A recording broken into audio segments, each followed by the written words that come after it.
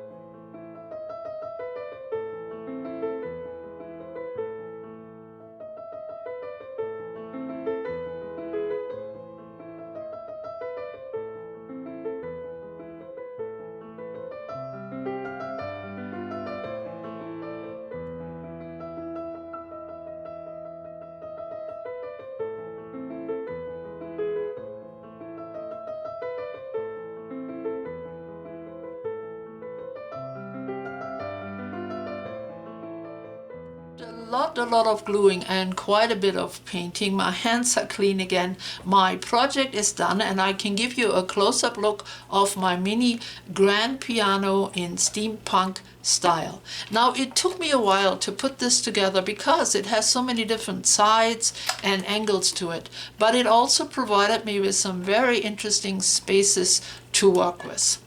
So I mentioned to you earlier in the video the type of things I use to decorate with. So now you can see what they look like after I added the texture paste and all the paint.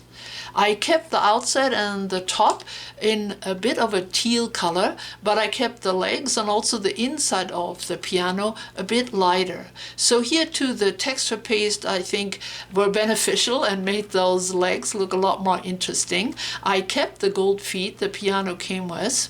Then here I added a tiny dangle of an owl, and as you can see, all around everything fused nicely and has a nice coloration. Here I added a tiny fleur-de-lis, and both these dangles have that kind of bronze color which fits to the overall look. Here is another peek at that steampunk bug, which is super cute, and it sits on that clip which came with the piano. And here too, the texture paste fused things together to where it looks more old and used and vintage. Now here on the front I kept things very balanced, so there are some identical buttons, the same type of bling and gears and corners, and then this very pretty centerpiece from a broken necklace.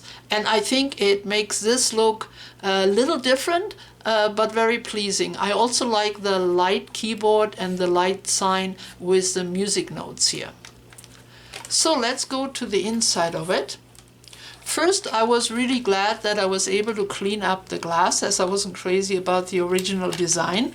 Now, the glass on the music box here was printed from the inside, so I had to leave it alone. But it's okay, it has a very simple design of some notes and some little swirls, and it fits quite well to the overall look.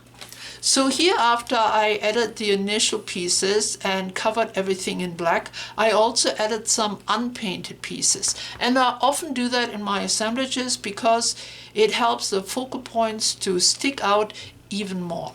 So here is that pretty vintage photo which I sealed with my glossy accent, and I added some gears right to the bottom of it, some more gears over here, and this really big one which turns and makes a nice noise. Then there's a bulb from the old radio and the little lantern which I was able to repair by adding the bead because the middle piece was missing earlier. So here I added some gold glitter to the little bottle. I also added a tiny steel cup which has a nice texture to it, and I love the little pen tip here. And I added one piece of bling, a little teal one right there. Now I also decorated the stick, and I think that looks really cool. Now I'm sure it's not called a stick, so if you are a piano player, let me know what you call this thing. Now of course the music box gives that extra interest to the whole project, and I'm glad I was able to fix it. And as you can hear, come on, yep, it works just about perfect. So I can stop it anytime by pushing the button or by closing the lid. So I did use up a lot of my jewelry pieces because I really like to work with them. They're often very detailed and very interesting to look at. But even simple things like the dollar store bling can have a nice effect if placed in the right way. So I depleted quite a bit of my jewelry stash on this project and also some of my other recent project, and I'm in need of finding more resources to fill it up again. So if you know of any places either locally here in Colorado or online where I can find cheap, and I mean cheap, broken jewelry, then let me know. Or if you have a stash and you want to donate it to a good cause, let me know too, because I would be more than happy to cover the shipping cost. Now, I do have a lot of local resources for all my junk materials, but little pieces of jewelry or any other interesting metal things are always very hard to find. So I appreciate your help. So before I go, please remember to visit my friend Diana over at her channel, and the link to that will be below, of course, and have a look at how she altered her instrument. That's it for today. Thank you so much for coming. I'll see you really soon again, and bye bye for now.